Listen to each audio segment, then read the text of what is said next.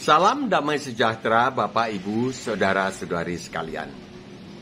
Demi tanggung jawab saya akan apa yang akan saya sampaikan berikut ini, perkenalkan nama saya Bagio Pramudito Tejo Yuwono, usia 73 tahun, orang awam, bukan YouTuber.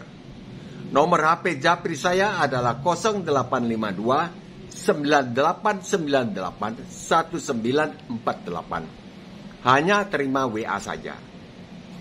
Pada tahun 2018, saya bermimpi mendengar suara laki-laki berwibawa dari langit yang intinya menyuruh saya melaksanakan perintah memberitakan Injil yang tertulis di Markus 16. Saya yakin itu adalah suara Tuhan. Syukur kepada Allah, inilah unggahan video saya yang ke-17.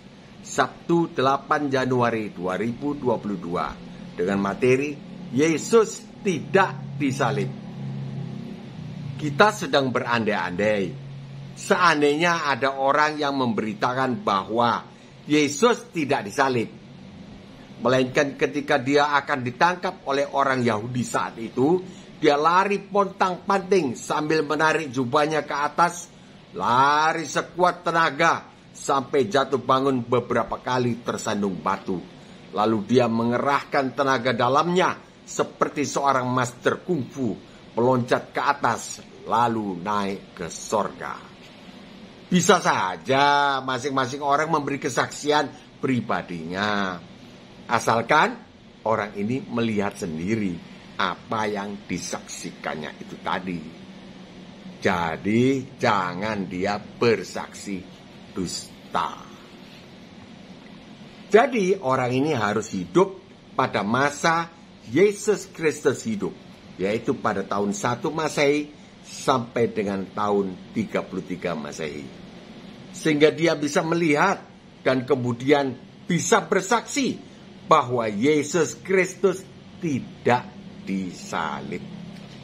Lah, jikalau dia tidak melihat peristiwa penyaliban Yesus Kristus itu sendiri, dia tidak melihat sendiri, karena dia dilahirkan pada tahun-tahun setelah Yesus Kristus hidup di bumi, dia harus bisa mempertanggungjawabkan kesaksiannya itu. Bagaimana dia bisa berkata bahwa Yesus tidak disalib?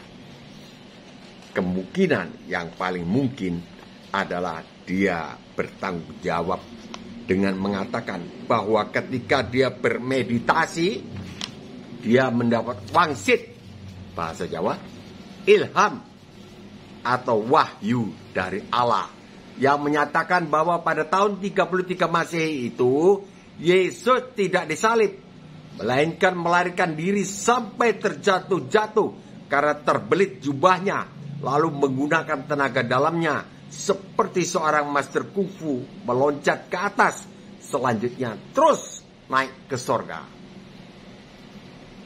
Timbul dalam pikiran kita, Allah yang mana itu? Berarti ada dua Allah. Allah yang pertama adalah Allah yang mengasihi umat manusia dengan mengutus Yesus Kristus di dalam daging, disalib tanpa ada kesalahan apapun, supaya manusia tidak dihukum atau supaya manusia selamat. Allah yang kedua, yaitu Allah yang berada di pihak yang berseberangan dengan Allah yang pertama. Dia tidak mengasihi umat manusia. Dia tidak menghendaki umat manusia diselamatkan oleh Allah di dalam korban Tuhan Yesus yang mati disalib, menggantikan umat manusia. Tidak ada keselamatan di luar penyaliban Yesus Kristus, sebab manusia harus menjalani hukumannya sendiri. Manusia tidak bisa selamat, luput dari hukuman Allah akibat dosa-dosanya. Dosa harus dihukum. Upah dosa adalah maut. Roma 6 ayat 23. Allah tidak mengampuni walaupun manusia memohon ampun.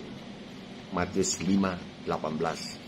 Namun karena kasihnya, Allah mengutus Yesus Kristus di dalam daging untuk menggantikan umat manusia dihukum di kayu salib. sehingga tuntutan hukum Taurat digenapi di dalam umat manusia.